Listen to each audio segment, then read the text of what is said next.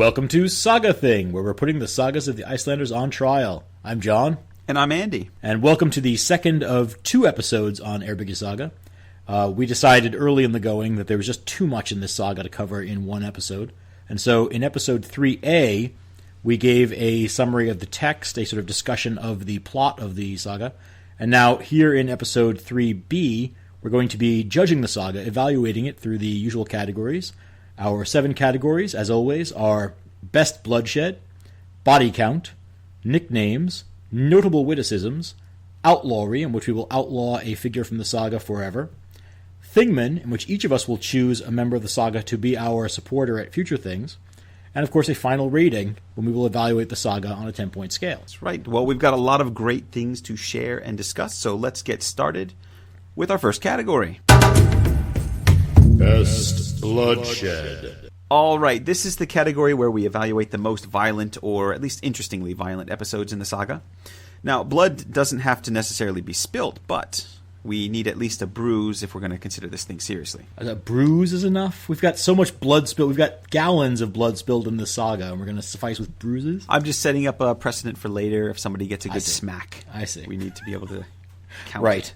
Right. This saga is extremely difficult because we have so many violent episodes to choose from. It's the opposite of our problem with Hrafnkel Saga, where we're really sort of desperate to find violent acts to discuss. This time, we've had to throw out violent acts that probably would have won Best Bloodshed in another episode. That's right, yeah, there's so much stuff to choose from, but we tried to narrow it down, pick a few of our favorites. I'm going to go ahead and start by nominating the scene where Snorri's mother, Thordis, stabs Eyjolf with his own sword. Ah, yes. The bloodshed here isn't itself particularly gratuitous or excellent, but this is a good example of what I mean when I say interestingly violent. Mm-hmm. So this one gets a little bit complicated, so try to bear with me. Those of you who have read Gisli's saga might be familiar with the characters of this episode. Snorri's mother, Thordis, married a guy named Thorgrim the priest who was involved in the battle at Poop Rock. You might remember him. They live in another district near Thordis's brothers, including a guy named Gisli Sursen. Now, a long story short, Gisli ends up killing Thorgrim, who's the husband of his sister. Now, if that sounds complicated, it is. Gisli, as we'll see when we do Gisli's saga, is convicted for this killing and is outlawed.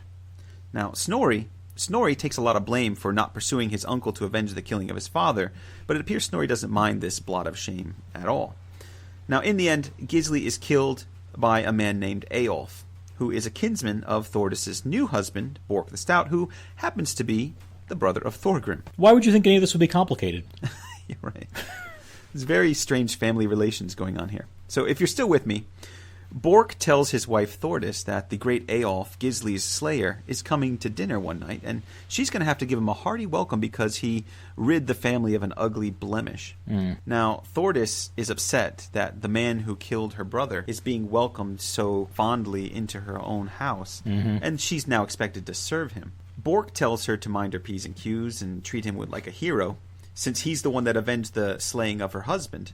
And the saga author says Snorri had very little to say about this. Right. So what ends up happening is Eyjolf comes in and he's shown to the table. He's given the high seat of honor. And like most guests, he puts his sword on the floor near his seat. And we'll pick up the passage there. Thordis is carrying in the porridge bowls with spoons in them. Again, she's meant to serve Eyjolf. But while she does so, she drops a spoon next to Eyjolf. And when she stoops down to pick it up, she grabs hold of Eyjolf's sword and makes a quick thrust with it under the table. It pierces Eyjolf in the thigh, but not too deeply because the pommel caught to the table, checking the blow. That's still not a spot where you want even a shallow wound. No, leave my thighs alone, I say. So this erupts into chaos. Bork, Snorri's stepfather, husband of Thordis, he shoves the table away and he strikes out at Thordis. So here we have a bruise. Snorri stands up and pushes Bork away from his mother. He pushes him so hard that Bork falls down. Snorri then puts his arms around his mother and he sets her down beside him, and he says that she's suffered enough sorrow from the loss of her husband and her brother that she doesn't need to be beaten as well. This is a great episode for a number of reasons. For me, I think it's really cool because it shows the complexity of the family relations in Saga Age Iceland when kin feuds erupt. But we see the complexity of Snorri's position in this feud. We see a Snorri who is supposed to avenge his father but can't because it's his uncle. So he just lets it go. He has shame for that. But we also see him defending his mother. And I think this is a really nice scene where we see the kind of softer side of Snorri the Gothi. Well, I think, as you'll see in future sagas, Snorri is going to be dealing with the ramifications of failing to take action for the death of his father, really throughout his entire life. People will be throwing this back in his face decades to come. Right. So it's a pretty cool episode, and it's one of the first moments where the saga author makes notice or reference to episodes from other sagas. And we see this a couple times in Eyrbyggja Saga. I'd also like to consider an episode called Gunnlaug's Mishap. Oh, great. I'm glad you're bringing this one up. Yeah, this is the first instance of supernatural violence in the saga, and it's a pretty interesting one at that. Basically, we've got a handsome young man named Gunnlaug who has an interest in sorcery. He's got a friend named Odd, whose mother is a witch. Her name's Katla.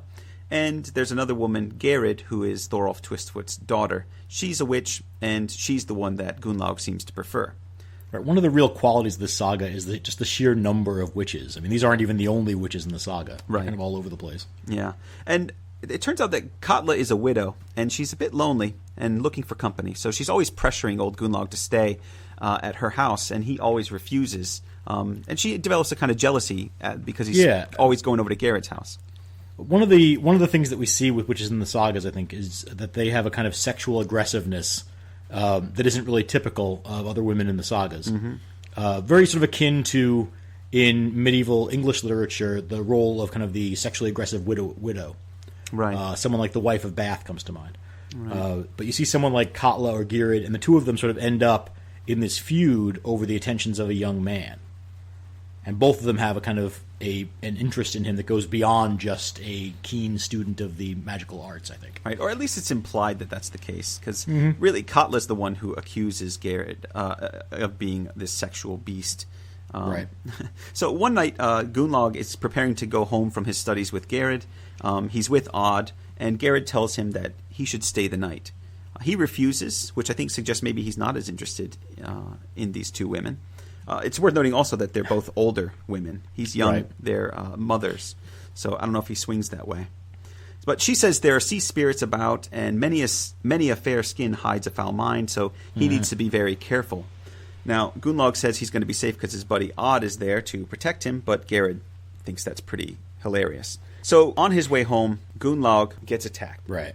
I'll pick up the passage there.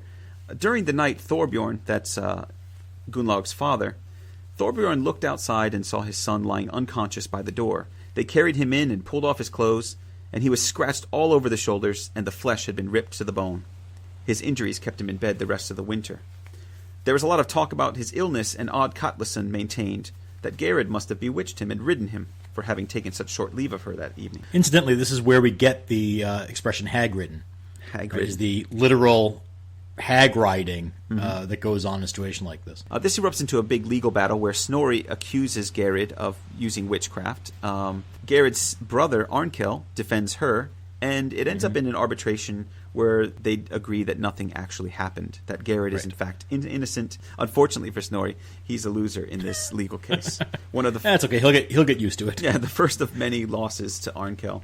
Right. And interestingly, nobody ever accuses Katla of the attack. Despite the fact that she's the other witch in the area, she also has been aggressive toward Gunnlaug, and she has a much sort of more adversarial relationship with the family of Gunnlaug, that there's no particular reason for Gerrid to have attacked him, every reason in the world for Katla to have attacked him, and yet the accusation never happens. Yeah, and it's funny that Odd Katlason, son of Katla, is the one to make the accusation. Yeah, I like that one. The first one I want to introduce, for me, the fight in Thorin's doorway and the follow-up brawl outside is a definite contender, if only because of the severed hand.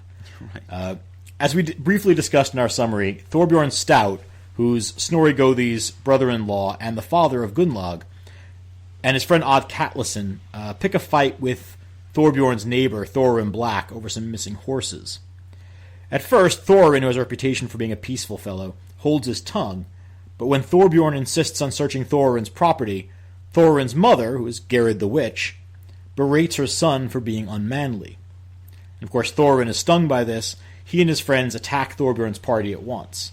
When the women of the house intervene and the two sides separate, 3 men have been killed, and later, a severed hand is found by the door, and Thorin recognizes it as his wife's. That must be quite a shock to look down Can you and see imagine? your wife's hand. This hand looks familiar. He finds his wife huddled up in bed, and he asks her whether she was hurt. She tells him not to make a fuss out of it. What a lady. Which I have to say, it's pretty damn tough on her part. Yeah. She's sort of curled up around the stump of her hand. Thorin then rushes from the house, catches up to Thorbjorn's party, and immediately attacks, and he cleaves Thorbjorn's head in two down to the neck. Yeah. Now, there's a lot more blood spilled in the fight, including Thor Arneson losing his leg and 8 more men dying, but I would say the combination of Aud's hand and Thorbjorn's head is pretty good stuff. Yeah, it makes it a great candidate for this. There's actually a lot of discussion in the saga over who cut Aud's hand off. That's right. When Thorin rushes out to attack the men, he actually hears them sitting around as they sort of bind up their wounds and relax, laughing about Odd Katlason making fun of Thorin for cutting off his own wife's hand. Mm-hmm. Now, Thorin knows, or at least is pretty sure, that he didn't cut off his wife's hand during the fight. And of course, this false accusation only makes him even more furious, as if we needed more rage. Yeah. But Odd Katlason survives the subsequent fight with no injuries. The implication is that his mother has cast a spell over him so that weapons will not bite on him. It's very handy to have a witch as a mother. It really is. But it does mean that though he isn't injured, he also doesn't acquit himself terribly well, and he does flee the fight at the end. Yeah. And so we've got still this problem hanging out there that Odd has made an accusation against Thorin of having mutilated his own wife. Now, shortly after that, Thorin's mother, Gyrd, announces that she's heard from people, unnamed sources, that Odd Katlason has been bragging to people that he is actually the one who chopped off Aud's hand. Right. Now, this is the question. Did she actually hear Odd Katlason had done this? Right. Or is she remembering that he's the one that accused her of attacking Gunnlaug? Right. And of course, he's also the son of her rival, Katla. And so there's all sorts of reasons why Gyrd might want to direct a little revenge against Odd and his mother. Yeah, and this leads to our next entry for Best Bloodshed, and this one's a pretty good one. It's going to be the end of old Odd and Katla. So Gyrd announces to Arnkel that she knows Odd Katlason's the one who did it. Arnkel gets Thorin and a bunch of other guys to go to Katla's farm, where they believe Odd must be hanging out. They're going to go on an old-fashioned witch hunt. Quite literally. Odd is sitting at the table beside his mother when Katla sees Arnkel and his men coming. She tells him to chill out, sit still, be quiet, and she'll take care of everything. Basically, she uses her witchcraft to hide him in plain sight. So right. Arnkel and his men come into the house without asking. They search the place, don't see him, and then they leave. And they do this a bunch of times, because every time they come in, they search the place, don't find anything. They leave and feel quite odd about what they just experienced, and so they go search again. In fact, one time, Katla tells Odd to sit down, and she sits there combing and trimming his hair right in front of them, but all Arnkel and his men can see is Katla playing with a goat. Right. And in general, the things that she disguises Odd as are not terribly complimentary. I mean, a distaff, a goat, a pile of trash. Right. That it's not we're not meant to understand that Odd is coming off well in all this. Right. But Katla's witchcraft is just too powerful for the men to see through, and they're sort of under her spell whenever they're nearby. And when Gyrd learns that they have been turned away unsuccessfully, she decides it's time to take matters into her own hands. Right. She puts on a blue cloak, which is a great thing right there. Right. I mean, just the idea of a witch bolting on the blue cloak, this classic saga thing that you almost never see women in the sagas doing. It's almost always men putting on blue cloaks and going off and killing. Yeah. But she really kind of just takes charge at this point. Exactly. And it says that they stormed back into the house. This time there were no greetings. Gyrd threw off her cloak, went up to Katla, and pulled a sealskin bag over her head. Her companions tie the bag firmly around Katla's neck, and then Gyrd tells the men to open up the floor, and that's where they find Odd hiding. Arnkel and his men take both Katla and Odd over to the east to a place called Bulland Head, and Odd was hanged there.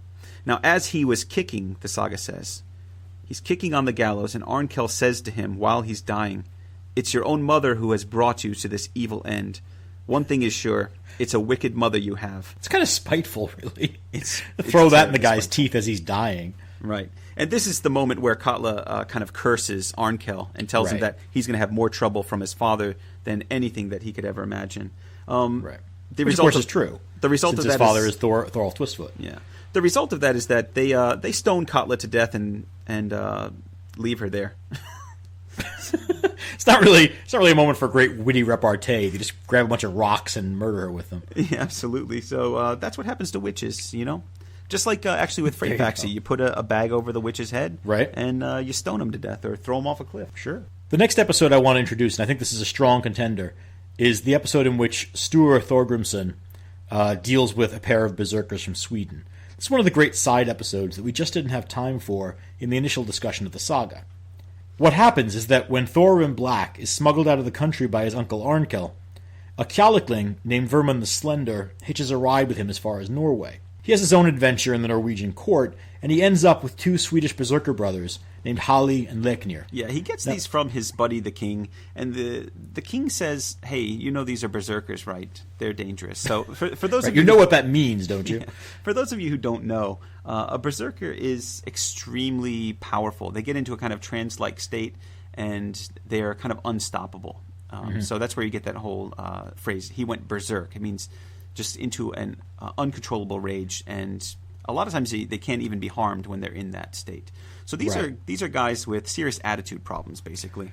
And now, the name Berserk, actually, depending on which translation of the name you accept, means either bear shirt, meaning they sort of take on the skin of a bear and become like an animal when they fight, or bare-shirted, meaning that they fight without any kind of armor or protection. Mm-hmm. Either way, fairly terrifying on the battlefield. Absolutely, and they're pretty big guys. And I think what the king is wondering here is why a guy named Vermund the Slender wants to take control of two berserkers. Well, I mean, Vermund originally takes them on as his followers to try to get out from under the shadow of his brother. Mm-hmm. Vermund is the younger brother of Killer Sture, but Vermund quickly finds that the berserkers are too much to handle. And so he gives them to his brother. Yeah. Instead of using them to defeat his brother, he gives them to his brother as a gift. Right. One of the issues is that one of the berserkers wants to get married. As soon as he gets to Iceland, he's looking for a woman. And Vermund isn't interested in helping him in the quest. So it creates a little rift between them. And Sture controls them pretty well at first. But then Hali, the older of the two berserk brothers, asks to marry Sture's daughter Asdis. Mm-hmm. And threatens to become his enemy if he refuses. And, of course, having two berserkers for your enemy is not a great thing. Sture's a pretty powerful guy in the region, and so Asdis is kind of a prize. And I'm sure Sture doesn't want his very profitable daughter to be given to a berserker. Right. Berserkers are useful to have, but you don't necessarily want their bloodline in your family. No. And we're going to see there's a couple of Egil Saga is sort of the most famous, in which you sort of follow the story of a family with berserker blood.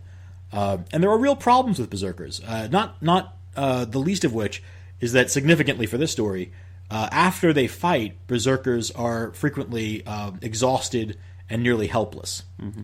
And so they find they're sort of frequently they're either massacring people indiscriminately or they're kind of collapsed and not good for much. Sture sort of panics when Hali proposes to his daughter, and so he eventually has a secret meeting with Snorri Gothi at Helgafell. And this is sort of one of those classic Snorri moments where he's sneaking around behind the scenes and giving advice in dark corners. And, of course, we don't get to hear what he says. But on Snorri's advice, Sture agrees to a plan. He will set a series of Herculean tasks for the brothers, and when those are completed, Hali will receive Asdis, Sture's daughter, as his wife. So the brothers, in order to complete these tasks, are forced to use their berserker strength, and then, exhausted after their labors, they take a hot bath in Sture's bathhouse. And while they're in there, Sture sneaks over, bolts the door shut, and then begins pouring water into the room, overheating it, so that the weakened brothers are near fainting from the steam. When they finally break down the door and burst out, Sture is waiting and catches them before they can gather their wits. He cuts them both down, one after the other, and then buries their bodies in an extra deep pit in a lava field that he's arranged just for this purpose. I think this deserves credit as a carefully premeditated killing. So many of the deaths in this saga are of the surround a guy with axes and chop until he stops moving variety. But it's nice to see a well-executed execution. Yeah, who set that whole thing up? That would be Snorri. Yep, exactly. And, of course, Snorri does nothing without expecting a prize. And shortly after this, Snorri marries Asdis himself. Yeah, what a surprise, right? Which is apparently his reward for his advice. So Snorri now gains a marriage kinship with the Airdweller clan, and his strength and influence increase accordingly. Absolutely, yeah. I want to add the one more from me is one of the ghost stories. So here we jump forward to Fraud River and the hauntings that are going on there. This is the episode with the oxtail, or some kind of tail. Basically, the story goes, they have a shed with frozen fish and other kind of things hanging out in there. And when people go into it, they start getting scared because they hear weird sounds. And then they notice the end of a tail hanging off of a shelf. And they say it looked like a singed oxtail, but it's covered in short seal hair. The point is, it's just hanging off the top of the shelf. But there's loud, weird sounds coming from it. So eventually, some guy comes in and he tries to pull the tail, but it won't budge. And so several people, including men and women, all join him at the stack, and they pull on the tail, but they can't budge it not even an inch. The saga says, everybody thought the tail was dead, which is hilarious because it doesn't suggest there's anything attached to it. It's just a tail sitting there. Everybody thought the tail was dead, but as they were struggling to get it out, the tail tore right through their hands, and the skin was ripped off the palms of those who had been pulling the hardest.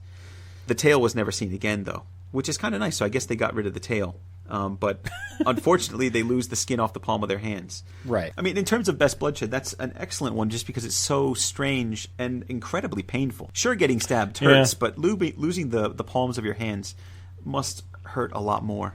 Right. Anyone who's ever lost their grip while climbing a rope in gym class in high school will be intimately familiar with the very special pain that you get when a rope slides through your hands. Yeah. Now, I like that one, but I do have one more candidate, and this is very late in the saga. This is during the siege of Ospak's stronghold. Now, Snorri's men have surrounded the stronghold of Ospak, the outlaw who's gathered together sort of a small army of criminals. Yeah, the whale meat stealers.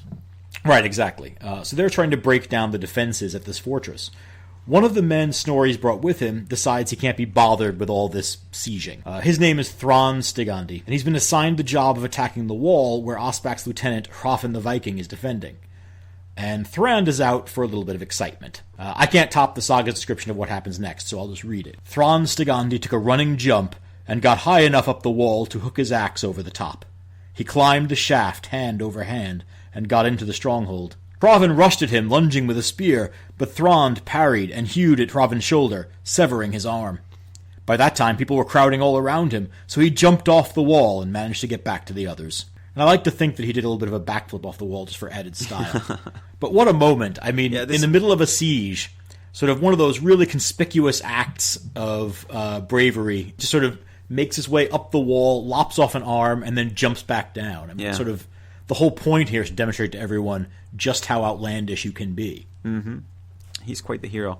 So which one of these episodes are we going to pick? Because they all have something. This is quite a pile, really cool. Isn't it? Yeah. I'm inclined, like I said, to take the oxtail on the stripping of the hand just because of its oddness. It's a curious little scene. The heroism of Stigandi is pretty awesome as well. Yeah, I'm going to make a strong argument for Thrand cutting off Hrafn's arm just because of the outrageousness of it. That in the middle of a siege, when everyone can see him, he manages to make this maneuver, essentially building his reputation as a man of action, as a man of physical ability, and gets away without a scratch. Mm-hmm. That's manages true. to deliver this blow to one of the most important men behind the walls, and then gets away without anyone touching him. Right. We could also consider, though, the killing of Thorbjorn, where his head gets split in two by Thorin. Right. Well, combined with the hand being lopped off and all the stuff that goes along with that. Yeah. I mean, if you're looking at what do we mean by best bloodshed exactly, in terms of blood really being shed, splitting a guy's head in two is pretty awesome. Not for him, but for the audience, I guess. Well, fair enough. But then I guess you do make a good case for Stigandi, just because not only is it a cool moment of bloodshed, but the way he got to the bloodshed by climbing up that axe and the heroism of that moment. Maybe that's the one that we have to choose, huh? I like it, but now you're convincing me. I feel like the combination of the head split in half and Aud losing her hand and pretending not to make a big deal out of it, or telling her husband not to make a big deal out of it, sort of chiding him for making a fuss. That's a pretty good one, too. Yeah. And it's sort of unforgettable. I know it's one of the things that my students always latch on to. Yeah, and that's the most violent of all of the killings that we've got in the saga. It comes within good context. There's a lot of stuff going on there. It's pretty important for the narrative action of the saga. I think it's a good candidate for the win. I agree. Great. Body count. All right. Now, this is going to be kind of a complicated category for this saga. Yeah. It's turned out to be quite a challenge. You wouldn't think it would be. We're just counting body bags. We're just sort of counting the dead. And yet, it's turned out to be quite a challenge to sort out who to count and who not to count. And we went through it a few times, and somewhere between 80 and about 150, 155 people die in this saga. Exactly. It's much more complicated than what we did in Hrothgar Saga, where we kind of saw everybody die. We knew their names. Everything was kind of cut and dry. Right. Here in Eyrbyggja Saga, things are not so clearly cut. Right. So we've had to devise a set of rules, which we'll hopefully be able to maintain some consistency with going forward, in response to the issues that popped up when reading the saga, that we hope help us to devise a reasonable, a fair body count. And so the question that we have to sort of ask ourselves is, if we're tallying up deaths in the sagas, which deaths count toward the total? Right. So as we considered this, we thought, well, people die from all sorts of things in the sagas. Some of them die in battle. Some of them get sick. Some die of old age. When we started out, we were most interested in what we were calling unnatural deaths, which eliminated old age. Right. So that part was easy. Anybody dying naturally of old age is not counted. Right, which made sense. Now, yeah, everything seemed fine until we got together to compare our body counts for Eyrbyggja Saga. I had a completely different number than John did. So it turns out that we didn't interpret the phrase unnatural death quite in the same way, because I was counting plague, famine, and non-violent deaths, whereas John largely regarded those as natural occurrences, and I think rightly so. The distinction is actually quite important for Eyrbyggja Saga, though. It's because the body count rises significantly if you begin counting deaths from illness. And of course, it's not quite so simple, because many of those illnesses themselves have unnatural origins. Exactly. So even just saying illnesses count, illnesses don't count, not really going to cover all the circumstances. Yeah, so part of my argument was, how can you not count Thorgunna, who catches cold after a blood rain? Mm-hmm. Or how do you not count the bands of undead at Thrald River who died from basically illness, but it wasn't so simple as all that, right? So their deaths are major events in the saga, and I think they're worth counting, and so we devised a rule from that, right? Our first rule. Rule number 1, the body count includes all untimely deaths mentioned in the saga. Now, so that sort of means anybody who dies of something other than just natural causes, a heart attack, old age, what have you. That should have made things easier, and it did, but just because we identified what we're looking for doesn't mean that we know it when we see it, or can find it that easily all the time. Right. I mean, it would be really nice if we could just read through the saga and tally up all the untimely deaths, but the saga author just isn't that generous. Right. So one of the things that you find when you start trying to add these up is that the saga sometimes neglects to actually give us the number of dead in a given scene. Mm-hmm. So right at the very beginning, at the Battle of Poop Rock, we're told that when the two sides are separated, there have been, quote, multiple deaths on both sides. Well, multiple, all we know from that is somewhere between 2 and 1,000. Very hard to come up with a number there. In other places in the saga, ship crews drown, and we don't know. I mean, a ship's crew on an Icelandic ship can be half a dozen men, it can be 60 men. Yeah. So, I mean, we could create an arbitrary number for situations like this, and we actually talked about that. Should we just say 5 for every time this happens? But that just leads to a more subjective count that really skews the numbers. Right. So that brings us to rule number 2. Body count only includes confirmed deaths. If there's no name or number attached to the death, we just can't count it. That seems kind of a shame, to leave out the bands of warriors and crews who meet their demise, but if the saga author can't be bothered to count them, then why should we? Fair enough. Of course, what you're already beginning to realize is that our count of body count in the sagas may not be the same. If you were to go through and make a pen mark in the margin next to every death, your count will probably be very different than ours, because we're starting to develop these kind of rules. And of course, things are only going to get more complicated, because sometimes the author makes reference to the deaths of individuals in a roundabout way, but he provides enough information that we can cross-reference the episode with another saga to find out more. So for a few examples, from Gisli Saga, we have a reference to the number of men who were killed by Gisli in his last stand being announced at the house of Bork the Stout and Thordis. From Eric the Red Saga, we have a reference to Eric the Red being brought to trial for the killing of the sons of Thorgest. And we quickly decided that cross-referencing and researching each death mentioned in the saga, one, would not be worth the trouble, and two, would be sort of disingenuous, because we are doing a body count for this saga, not for a body count of all the events mentioned in the saga. So, of course, this leads us to rule number 3. We only use what the saga author gives us. By rule, we cannot go digging into other sagas to get the gory details of all the deaths. We have to wait until we get to that saga to count that death.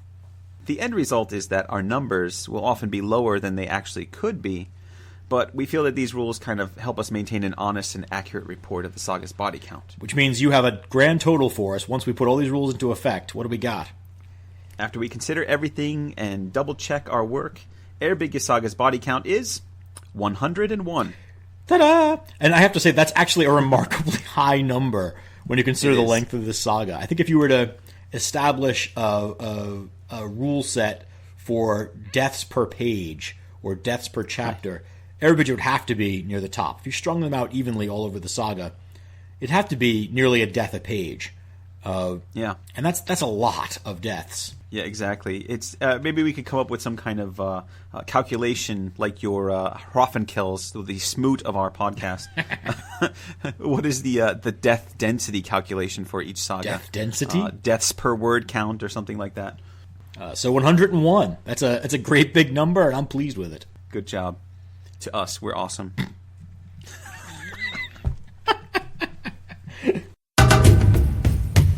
Nicknames. Well, there are so many great nicknames in this saga. It's going to be really hard to choose who gets the award. Yes, it is. I'm going to start out with kind of like Hroffenkel. We get a lot of genealogies in the sagas, and with those genealogies comes some amazingly cool names. So I'm going to start with Kettle Flatnose. He's one of the original characters of the saga. He's one of the founders of the region. John, why do you think he's called Kettle Flatnose? Well, I'm going to assume it's because someone flattened it for him. That works for me. Now, the next one I'm going to throw out there is the great Ragnar Lothbrok, or yes. Hairy Breeches. You know, Hairy Breeks, or however you want to. He wears shaggy pants. He's a pretty cool character. He doesn't have any real role in this saga other than to say he's related to some of the individuals that show up. But you might recognize the name Ragnar Lothbrok from various incarnations in film and television, most recently in the History Channel's Vikings show. Yeah, that series is coming back in January, and I think maybe we'll do a special episode toward the time when that's coming on the air, and we'll address the story of Ragnar. He's got a set of sagas and Thatr sort of built around his story, and it's probably worth having a look at. And when we do that episode, we'll also run into his son, Sigurd Snake-in-the-Eye, who also pops up in the genealogies of Eyrbyggja Saga. Going back to nicknames here, why do you think he's got a snake in his eye? Well, he doesn't have a snake in his eye. What he's got is an eye that lacks an iris, and so it's just sort of a pupil on a white disgusting field, which is a rare but apparently a real condition, and it gives him a snake-like eye. Interesting. All right, another interesting nickname that pops up in genealogies is Thorolf Bladder-bald. Yes, you heard me. Thorolf Bladder-bald. Now, you explained Flatnose so well. What does Bladder-bald mean, John? Does he suffer from male pattern bladder baldness? Can you get Rogaine for your bladder? I'm assuming that it refers to, in the same way that a sort of a bladder that's been blown up for use as a ball in a game is sort of a rounded dome. I'm assuming that he has a fully bald head that looks like a game ball. Okay, that's fine. But that's speculation only. All right, we got a couple of more nose guys. Bolverk Blindsnout. Bolverk Blindsnout. I assume he's lost his sense of smell, which I'm thinking in medieval Iceland is probably quite useful when you're crowding into small rooms with a bunch of unbathed Vikings. Well, that's certainly true. Although I've always sort of thought of him as being like a mole, like he's just really, really nearsighted, like you can't see beyond the end of his nose. Yeah, I don't know. We don't see him in action, so we don't get the sense of who he is. There's also Thorstein Sleetnose, who's a little bit easier to figure out, I think. Yes, it's a man who needs a handkerchief. I'll add one more minor character. Is Thord the Cat. Oh, right. He's actually Snorri's son. One of the questions that my students ask me is, why cats? Right, What's the significance of that? There's two possibilities. One is an association with Freya. The pagan goddess Freya is a goddess of witchcraft and stuff like that. And she rides in a chariot pulled by cats, which isn't the most powerful animal to pull a chariot, but there you go. It's also associated with sexuality. Huh. One suggestion might be that Thor the cat is a particularly promiscuous individual. So the alley cat. Yeah, exactly. Well, those are great. I'm going to actually include a few from people who are actually important to the saga, if that's all right. Why not? It's nice to have that opportunity. Right. I made a reference in our summary section to the existence of two different men, both named Thorstein Cod-Biter, who are actually from the same family line. Right. And you promised to tell me what his name meant. The name is Thorskabit. And it actually does literally mean cod-biter, which I realize is something of a letdown since I was sort of building up. I was going to tell you what it means. Yeah. So what you're telling me is it means cod-biter. Right. Now, the trusty Cleesby Vigfusson dictionary tells me that the name is a means of praising a great fisherman. So the cod bite for him.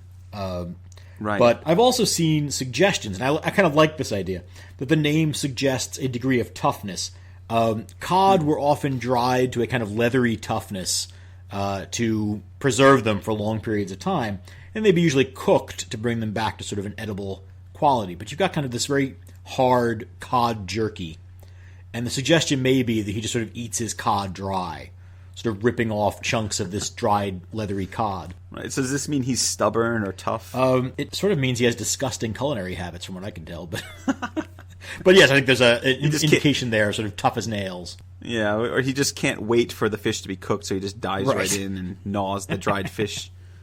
Yeah, so well, that changes kind of ruins it, my doesn't entire image of him. Yeah, I don't think of him the same anymore. Yeah, he's gone from being kind of the Gordon's fisherman to a savage who chews on leathery fish. He's not quite so romantic as I thought. Oh well. I hope this is wrong, John. We'll just assume that it means he's a good fisherman and leave it at that. So we wouldn't be doing our duty if we didn't include Snorri the Gothi. If you remember from the previous episode, his real name is Thorgrim Thorgrimsson. But because he's such a difficult child, he earns the nickname Snerrir, and then it turns into Snorri. It means difficult man, warlike man, troublesome individual, that kind of thing. That's him, Snorri. Now, he's probably got to be the winner, I think, because it's really his saga. Oh, dear. He's a saga character with a nickname. Let me just he deserves as many. Just so as not to spoil it for anybody, I'll just say that if Andy'd had his way, the 7 categories would all have been awarded to Snorri before we even began the episode. But I was already here to stop him, so we're actually going to go ahead and look at each of the categories. Everyone's really thankful. Yeah. All right, so you want to pass over Snorri, fine. No, I'm not passing him over. I just acknowledge he has a nickname. It's an interesting one, and now we're moving on. Who's next? Thorolf Twistfoot, or Bagofoot, which is a name which literally means sort of twisted leg. Thorolf gets the injury that gives him his name when he challenges his mother's neighbor to a duel. This is an old man who he picks on, essentially thinking that he can sort of easily steal his land by killing him in a duel. It's pretty typical of Thorolf's behavior that whoever's land is next to his, he wants it, creates a problem, and takes the land. Right, and this particular man, the old man, is named Ulfar. Ulfar the champion, as it happens, which Thorolf probably should have paid more attention to before he challenged him to a duel. Ulfar chooses to die in the duel rather than be bullied by a man like Thorolf. And before dying, I mean, he is a very old man, but before being killed, he manages to score an injury to the inside of Thorolf's thigh that leads him to have this sort of permanent twisted leg and limp. And it carries with it the Twistfoot name carries with it a kind of the idea of a twisted man or a twisted persona. Yeah, we should also consider another Thorolf, this time Thorolf Mosterbeard, the founder of the Thor's Nest region, the Thor's Nest Assembly, all that kind of stuff. Right. Now, this is another one where Cleesby Vigfusson gives us a sort of translation. Of course, the translation they give us is the man of Mostrar, Mostrar being a Norwegian island. But the word skeg, which they're taking as man, offers multiple interpretation possibilities, since skeg can mean either beard, or it can be a synecdoche for a man, so the beard being the man, or making the man. It can also more generally refer to shaggy hair, sort of a long, shaggy, unkempt beard. And there is a name, Eyrbyggja, in the sagas, which means shaggy island dwellers, the implication being that islanders are shaggier and more unkempt than mainland men. This, of course, suggests that Mostorskegi's name might mean the shaggy man of Mostar Island. Not that there's anything wrong with being a little shaggy. The next one I want to include is Thorgrima Witchface. I love her name. I mean, it really. Her name, actually, the literal translation is something like spell cheek or spell cheeks. But Witchface sounds more evil, and it's universally, in English translations, Witchface seems to be the accepted translation. Yeah, I can imagine if I was telling my mom that I was going over to hang out with Thorgrim at Spellcheek, she'd be like, okay, have fun. Right. Play with fairies and stuff like that. Right. Which is something I do all the time. But if I said I'm going to Thorgrima Witchface's house, there might be a raised eyebrow. Now we've got. Now, of course, when we think about Thorgrima Witchface, we also have to consider her husband, Thorir Arnarsson, who becomes known as Thorir Woodleg after the battle at Thorin's house, in which he loses a leg. Mm-hmm. Yeah, Aud loses her hand, and Thorir loses a leg. Poor it's guy. a pretty brutal battle overall. I'm pretty glad that we gave that one Best Bloodshed. And then, of course, one last entrant, Thorod the Tribute Trader. Right. As you've said, a fairly forgettable man in most respects. But it's quite a name. Yeah, and for those of you who don't remember, Thorod the Tribute Trader is the wife of Snorri's half-sister Thordis. The husband, actually. Yeah, well, but a telling mistake. She thinks of him as her wife. He's the guy that is taken advantage of by Bjorn the Breivik champion. Right. He's the cuckold, if you will. Right. Now, he gets that name. He's actually described in his introduction in the saga as being a respected man. Mm-hmm. Now, clearly that doesn't hold true in his own household, but outside of it, he's thought of very well. But he's thought of as being kind of a hard bargainer. He gets his name when he comes upon a group of shipwrecked men who have been off gathering tribute for Earl Sigurd, and he forces them to give him the majority of the tribute in exchange for a rowboat that he's sort of carrying along behind his ship. And so he gets his nickname as being someone who sort of drives a hard bargain, and there might be a little bit of an implication there that he takes advantage of people when he has the opportunity. That's right. So there are a lot of great names. There's even more, but we won't go through any more of them. So what are we gonna do for a prize here? I kind of want to give it to Sigurd Snake-in-the-Eye just because it's such a great name and it's a cool description of what is actually going on there, but I feel like it should go to someone more important to the saga. Mm-hmm. How do you feel about Cod-Biters? Well, I think, again, I like Cod-Biter and the story behind him, but he's not important enough to the whole story. There's better characters here. Maybe Snorri should win. I'm shocked, utterly shocked, to hear you say that. It's almost pathetic at this point, isn't it? We're going to push that to one side. Okay, then. What about Thorgrima Witchface? I do like her. She makes a great blizzard. And I'm not talking about Dairy Queen.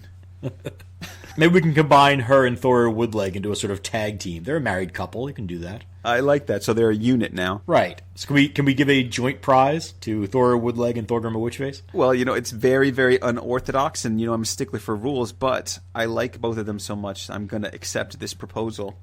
Just this once, though. Excellent. Thorgrima Witchface and Thorir Woodleg, you have won Best Nickname. Now, who's going to accept the trophy? Is it going to be the undead corpses or... Oh, dear God. Notable witticisms. This is the section where we get to look at the saga through the eyes of the writer. Some of the clever lines, some of the bits of repartee that the saga offers us. Andy, you want to get started? I'm going to start with a quick one. You remember our friend, the young Gunnlaug, who loves knowledge. Ah, yes. He makes frequent trips to study witchcraft with Gerid, Thorolf's daughter. Katla, a sorceress that you all know and love, is jealous of Gunnlaug's interest in Gerid, and so she taunts Gunnlaug one day as he's getting ready to set off. She asks him if he's off to, quote, stroke the old hag up the belly? Oh, hello. God. It's a bit more explicit than the sagas frequently get when it comes to... It really is. It's a disgusting image. I think it's quite graphic. I think Gunnlaug's response is, you're one to talk about old age. Oh, my. That's a pretty great one. Yeah, no, those two get pretty vicious with each other. That's a great one. My first one is, it's a bit more epic, a bit more long-ranging, but I think it's worth it. This is Thorin Black winding down after the battle with Thorbjorn Stout. Right. And remember, Thorin is the guy who was called too peaceful, womanly, all that kind of stuff. Right. By his own mother, no less. Now, this is sort of an epic one, but it's funny to me mainly because of the deft hand of the saga writer in depicting a slow collapse into panic. Right. After Thorin Black's near-berserk rage, during which he kills Thorbjorn Stout, he returns home and begins a series of conversations in which he responds to questions about his actions with skaldic verses. Now, if you've read a few sagas, you'll know about the verses. Ostensibly, they're spoken off the cuff by individuals in the sagas, but they frequently show great complexity of style and careful construction. In some sagas, there are quite a few of them. In others, there are none at all. Hrafngel's saga, for example, has none, which is why they didn't come up in our last episode. Thorin, by himself, produces 16 verses in the space of a few pages, and the cumulative effect is of a man coming down off an adrenaline high to the cold fear of realizing what he's done. Yes. His initial response to his mother's questions are boasts. He says, when she asks him what he's been up to, "In the court of weapons they called me a coward. I defended my honor, fought, fed the eagles. My sword bears witness, put to the war test. But I don't care to boast. Bloodshed's not my business." Mm-hmm. So, sort of this, humble brag that he manages to get through there. Not terribly humble, really. Well, right. But as people continue to question him, he begins to tone down the sort of rhetoric of the noble warrior a bit. When his cousin Vermund asks him about the fight, Thorin says, "Raging were the warriors, but we destroyed them. My sword flashed in the face of the shield-bearing foe. We laid about us, left them little choice. Yet I favored friendship till they forced my hand." I love that all these, the way that verse works in the sagas is typically someone asks a question or makes a statement, and then a character will almost spontaneously create these verses. Right, exactly. And so, as an example of that, a few minutes later, Vermund says, "Did they find out for sure whether you're a man or a woman?" Of course, Thorin having been accused of womanliness. Thorin said, "Accused of cowardice, cleared now my name. Dead my adversary, struck down by my arms. Snorri may whisper sweet words to his women. I've run my eye over ravens as they ravaged the dead." Now, what I love about that one is that no one has mentioned Snorri yet. Mm-hmm. Right? Clearly, Thorin's mind is now sort of racing ahead. He's just killed Snorri's brother-in-law. Right? And this is an insult that Snorri cannot allow to stand. And so he's already sort of thinking ahead. Now, from the moment when he sort of dares to mock Snorri in one of his verses, from this point on, he begins to panic. Right. And we know that in other sagas, when you make a verse about somebody, it travels around. People remember them. And it usually comes back to bite you. Oh, absolutely. Thorin knows this. While he and Vermund are on their way to see Arnkel for advice, he makes another verse. "Merry the times our minds remember, the days ere these hands dealt Thorbjorn his death stroke. I must run from the rage I have aroused in the Proud One. I loathe the strife of the Scarlet Shield Wall." So now he's just sort of, openly admitting that he's panicking. Right? He's deathly afraid of what's going to happen as a result of his fight. No longer bragging about feeding the eagles and observing the ravens picking at corpses, right? Absolutely. And he ends this whole section. His last verse is sort of a plaintive cry for help to Arnkel. "They say we'll suffer setbacks in court. We must plead for support from powerful chieftains. But Arnkel will argue an eloquent case. He'll sway judge and jury. I have faith in justice." And so we see him in the space of a few pages go from this sort of nobly as he washes the blood from his blade, saying, "Well, I don't like to boast, but I did all right for myself," to, "Hey, is there any chance I can get off?" And of course he can't, and Arnkel has to arrange for him to leave the country and the saga forever. I think another great verse should be a candidate, and this one comes from Bjorn the Bredevik champion after seeing his quote-unquote son Kjartan for the first time.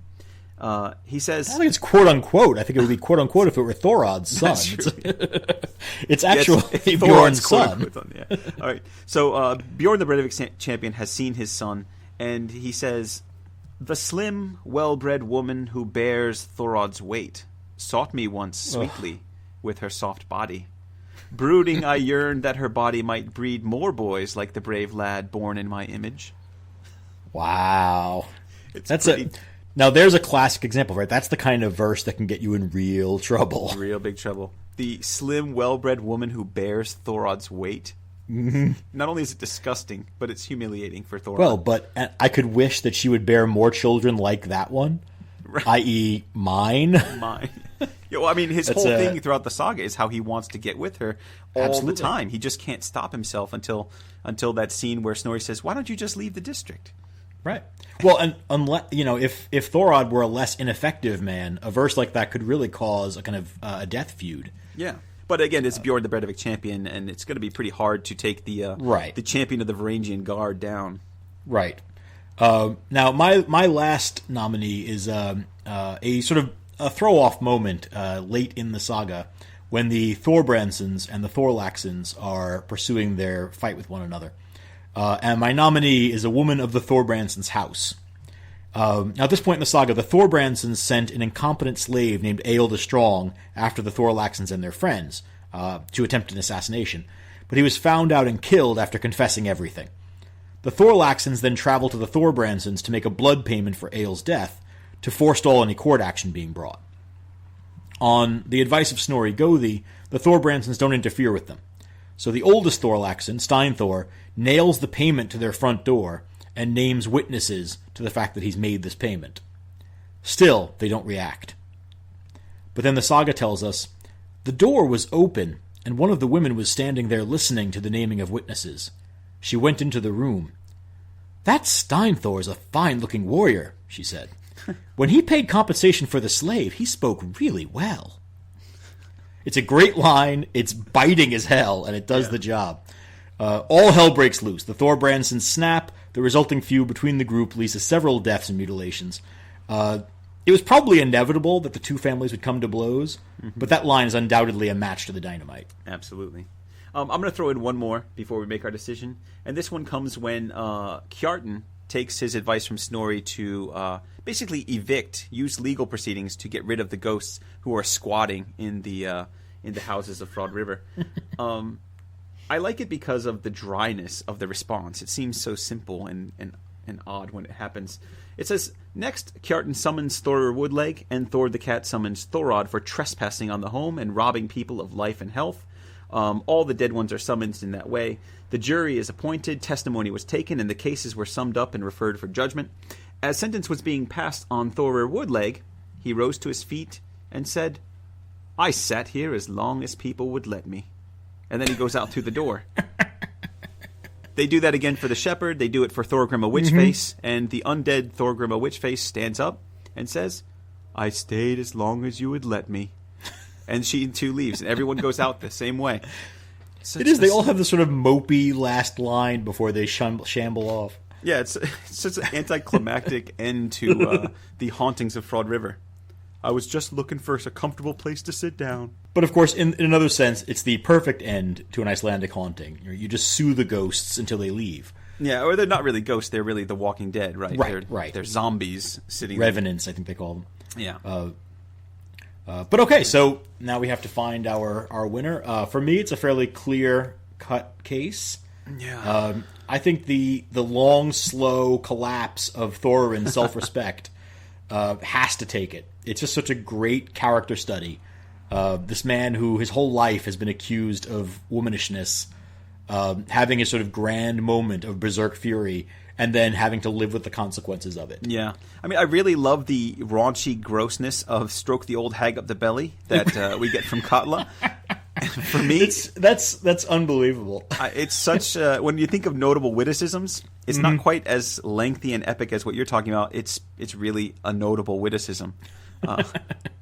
So is your argument that one deserves to win on the basis of being a notable witticism? Yeah, exactly. I give you that Thorin, the episode, is brilliant in terms of what happens over the course of a few pages. But when we're talking witticisms, we need something quick, something tight, and there's nothing better than, "Are you going to stroke the old hag up the belly?" At the risk of making our website slightly less PG, I'm going to have to agree. I'll go with it. We can. You're so easily swayed. Well, I love Thorin's sort of story, but it's true. It's less a witticism and more a kind of a clever character study. Yes, absolutely. So that's a great one. Let's move on to our next category. Excellent. Outlawry. Now's the time for outlawry. We are going to decide which of these characters is the worst and who must be banished from the island, or if their crimes aren't so bad, we'll give them a lesser outlawry. This is already becoming my favorite section, by the way. It's a really fun one, and I think it's pretty obvious who the first candidate should be this time around. He's pretty bad. I don't think it is, because Really? whoever you're picking, it's not who I'm starting with. I'm starting with Snorri the Gothi. Wait, what? What are you talking about? Oh, absolutely. He's No. guilty of a large number of crimes. The fact that no one in the saga ever seems to notice doesn't mean that he's not guilty. You are just being spiteful because you know how I feel about him. Hang on. Allow me to make my case for the prosecution. Who is the killer of Vigfús? Snorri. Who arranges the killing of Arnkel? Snorri, but... Who makes multiple attempts to kill Bjorn the Breivik champion? Snorri, but there's Who reasons. gives advice that results in the killing of two berserks? That's Snorri. That's a good job. Now, he's sneaking around behind the scenes. He doesn't wield the sword himself, but he's very much at the center of many of the worst crimes in this saga. You're just being ridiculous. You know that he kills Vigfús because Vigfús tried to kill him, correct? Fair. All right. He arranges the killing of Arnkel because Arnkel is a competitor. Not only that, Arnkel... That's your defense? Arnkel also has... What has Arnkel done? I'm going to tell you. Arnkel has also systematically, over the period of many years, cut the Thorbrandsons off from their Gothi, Snorri. They need help because That's not Arnkel actually a is... crime. It's not a crime, but it is an aggressive act. And I see. Snorri is also being shamed as Arnkel gets more and more property. His reputation is growing and growing. And if you remember, they have that feast in Snorri's house where his own thingmen are saying Arnkel might be the most powerful guy in the region. How is Snorri going to take that lying down? Well, which merely suggests that they might be right. Well, Snorri fixes that, doesn't he? Remember, we said in the introduction that there was only room for one leading man in the Air District. True, but it could easily be Arnkel. But it's not. Snorri wins, right? Okay, so your defense of Snorri is that he has the ability to get things done through violence while keeping his own hands clean and eliminates all of his competition by killing them through intermediaries. Brilliantly so. And let me put it this way, John. Isn't that the kind of man you'd want as a thingman? No. I hope that's true. You better stick to that claim. Well, now wait a minute. I'm not saying that I don't acknowledge Snorri's effectiveness. Oh, now I'm you're merely waffling. saying You're that he's waffling. committed crimes to get to where he is. Not outlawry-worthy crimes. Well, maybe outlawry-worthy crimes, but not the kind that we're going to outlaw him for. I don't think so. Let's stop being silly, John. I know that you're just doing that to rile me up. So we have real criminals to talk about here. Let's look at a more realistic candidate. Let's talk about Ospak. He's known for his violent raids and his whale meat stealing Absolutely. ways. So let's see. He's guilty of trespass. He's guilty of stealing someone else's driftage, the dead whale. He commits assault. He terrorizes Alf the Short on more than one occasion. That's right. He murders Thorir Goldhardison in his own bed, or drags him out of his bed and then kills him. Commits arson. And eventually has to be hunted down. Oh, and ignores his sentence of outlawry. He's outlawed and refuses to leave. He's pretty much as bad as it gets, right? Well, I mean, in any other saga, yes. I think in most sagas, Ospak would be the clear winner. Yeah, he but would. I don't know if We've there's got another someone else character here. in the entirety of saga literature more worthy of outlawry than Arnkel's father, the terrible Thorolf Twistfoot. Yeah, he's really the worst character that we encounter in this saga, and it really starts from the very beginning. As soon as we're introduced to him, we learn about how bad he is. Absolutely. His introduction is essentially his challenging Ulfar the Champion to a duel. Now remember, this is an old man that he's picking on. The name of the Nothing like champion. a young, strong man challenging a withered old man to a fight. He then commits attempted arson at the house of another man also named Ulfar. He has a real thing against people named Ulfar. He attempts to kill the second Ulfar. He double deals both Snorri and his own son. He attempts to get people riled up against his son. And then, of course, after he drops dead of apoplexy, because no one will help him anymore, he becomes the worst ghost anyone's ever seen. He's actually more evil after he dies than before it. Right, as if his crimes while alive aren't bad enough. Once he becomes a zombie, he's 10 times worse. And from getting birds to fall out of the sky, to animals howling to death on his grave, to crushing shepherds and blackening their bodies. And I mean, even when terrible. they destroy his body after several attempts to bury it don't work, when they destroy his body, the ashes then corrupt a cow, leading to the creation nice of the bull calf, which you named Thorolf Twist Cow. And then that cow kills another man before finally sinking into a bog. I mean, honestly, is there a worse man in all of Icelandic literature than Thorolf Twistfoot? I can't think of one. I don't know how we would be responsible Gothar if we let this guy get away. I think we could drag this out, but I don't think there's any point. Thorolf Twistfoot, outlawed. Yeah, and I just hope he doesn't come back in his zombie form and destroy us. If there is no next episode of this podcast, you'll know what happened to us. Thingman.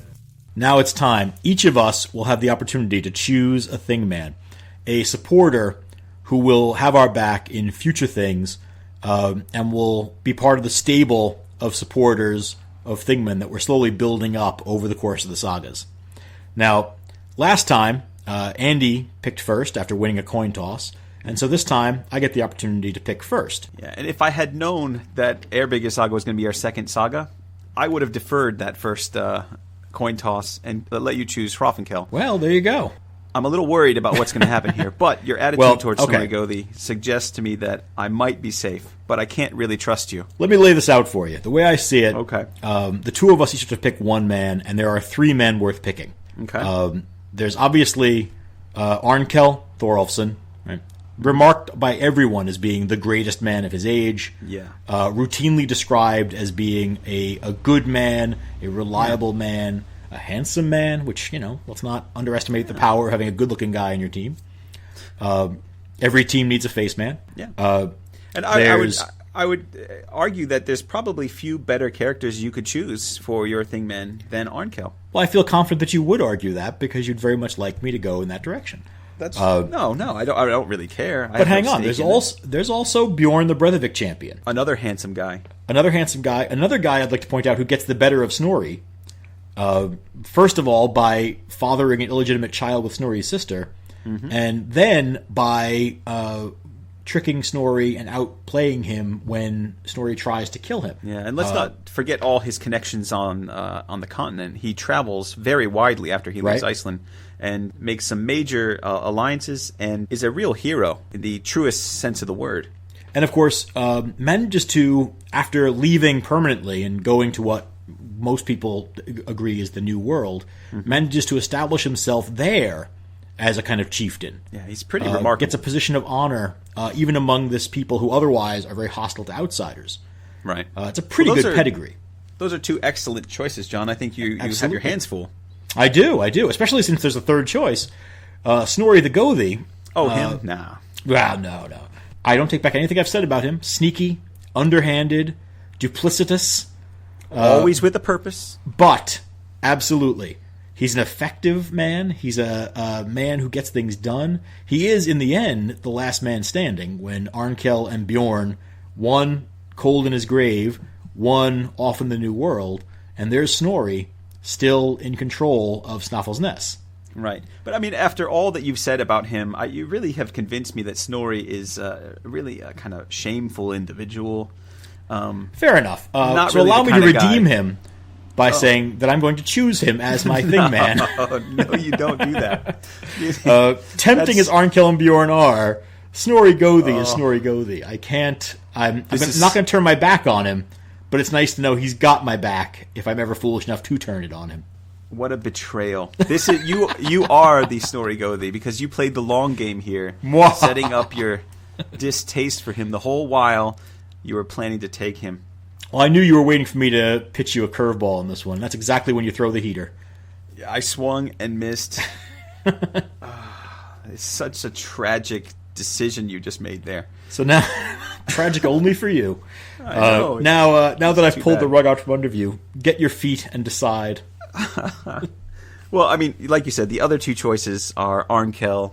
Oh man, Arnkel, come on! I never really wanted him. Bjorn the Breivik champion is a fascinating individual, and as far as getting someone on your side that can win a duel, win battles, support you in the physical way, he's excellent. Arnkel's a great one for supporting you in legal cases. So if I need someone to argue for me, he's a great choice. He, in fact, beats Snorri at every turn.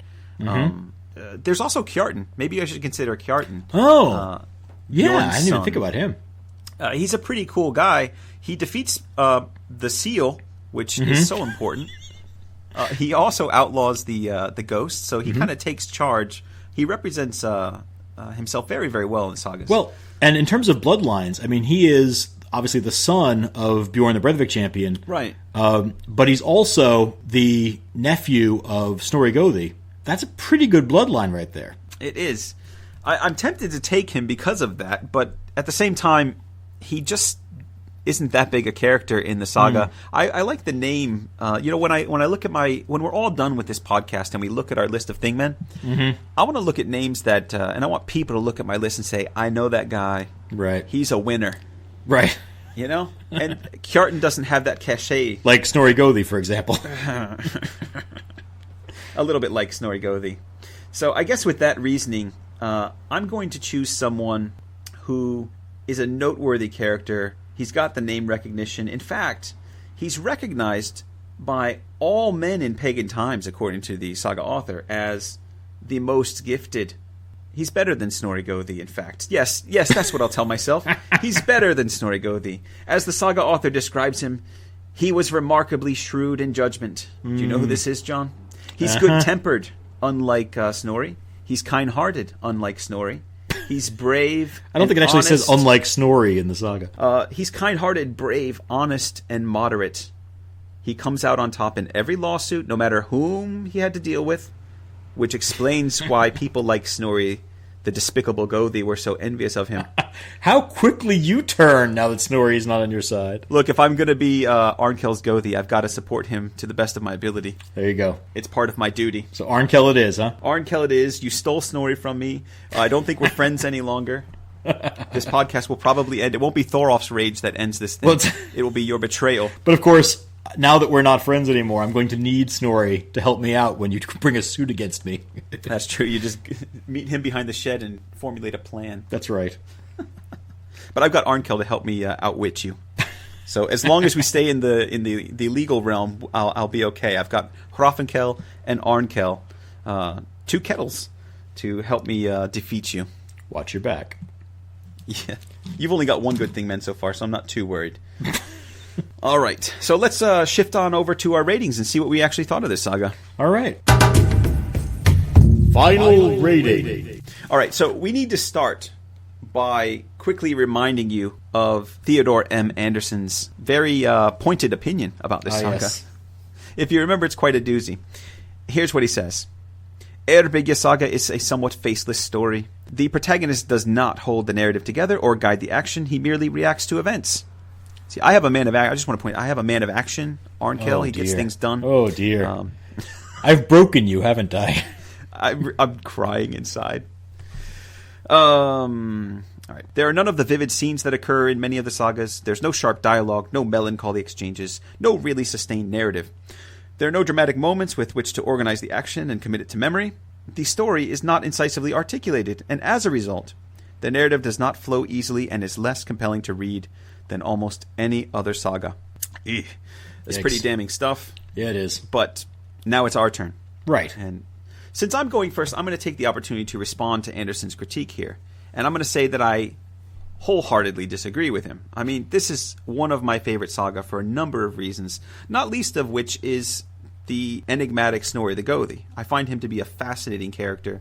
It's a shame that I lost him, but he's still there in the saga for me to enjoy.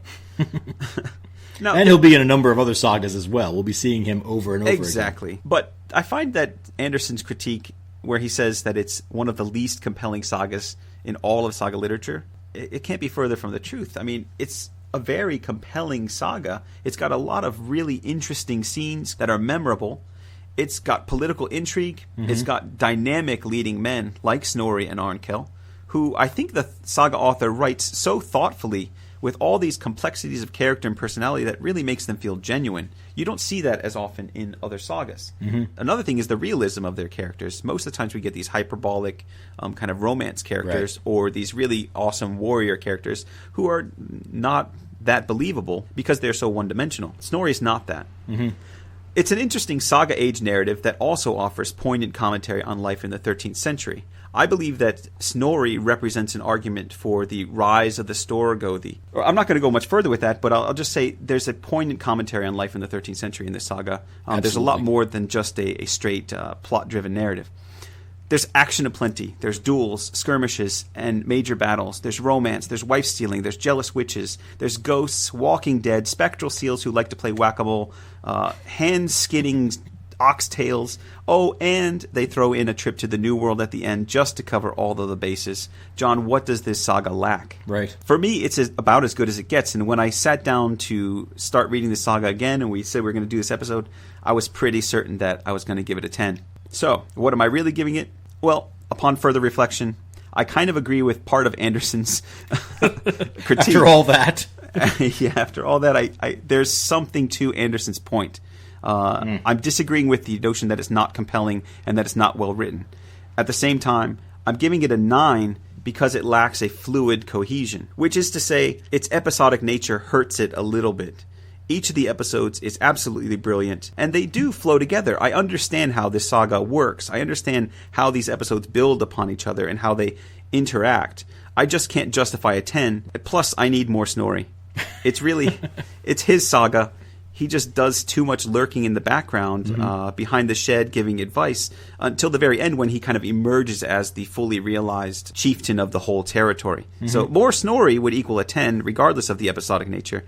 As it is, I've got to give it a 9. All right, a 9. Now, for me, the further I dig into this saga, the more I find to like. Not to disrespect Anderson in any way, but while I agree that there's a certain lack of overall narrative cohesion to the saga, as we were preparing the saga for this episode, I found myself more and more fascinated by the complexities of its design. The way that it all kind of fits together, bits and pieces here and there, sort of influencing other parts of the saga. It's a mess, but it's a brilliant mess. Yes, it is. We get a 3-way feud. We get the ghostly doings that you love so much. Some really great battles. A fight over an offshore outhouse. Thorin Black's meltdown over his one act of berserk fury that I think really does kind of almost stand alone as a character study. I may not be a huge fan of Snorri, but I'm a fan of the saga that grows up around him. And I think he does anchor it in a way. You say he's in the background all the time, but of course he is in the background all the time.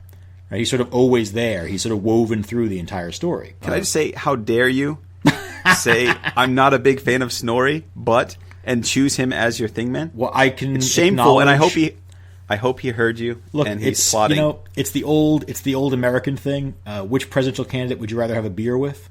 I've never bought into that. I feel like I don't need to be able to buddy around with this guy. I need him to do his job effectively. I wouldn't want Snorri in my house. I wouldn't want him drinking my beer, and I wouldn't want to lend him my horse. But when it comes to getting things done, Snorri's the guy. Well, I'll just remind you as you come to your conclusion that Snorri doesn't like competitors, and he doesn't like to be number 2. So good luck. I know. I'm going to have to keep an eye on him. Yes, you will. But I'm not judging Snorri here. I'm judging Eyrbyggja Saga. Yeah. And I thought I was going to come in much lower, but I have to say I'm going to give it a 9 as well. Wow. What were you originally thinking it was going to be? I was thinking 10. maybe when I was sort of preparing it, I was thinking around a 7 or so. Sort of thinking about it as I've prepped it for teaching in the past, and really having to dig into it and thinking about how all the different pieces fit together. Maybe you have to. This is a saga you have to spend time with. It is. It's not. Although that said, I think it's more accessible than it's given credit for. When I've taught this saga, the students love it. They don't get too bothered by the episodic nature because, as I said, each of those episodes is so well done, and the characters and the action is so memorable, and oftentimes quite funny, and it always goes over well. So I don't know how it could be less than a 9, really. So the question's going to be, since we both say this is a 9, is there a 10 out there? We're now sort of in the hunt to find the 10. Yes.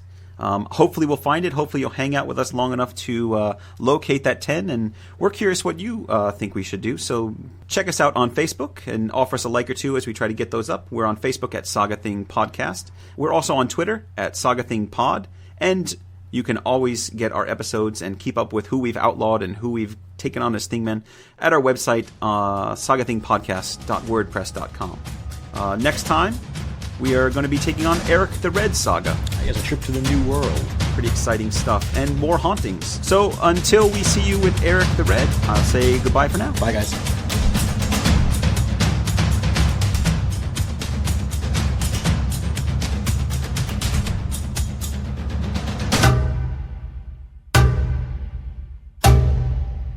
Hola, los amigos. Bienvenido a Saga Thing. ¿Dónde está el biblioteca? En la Saga Thing.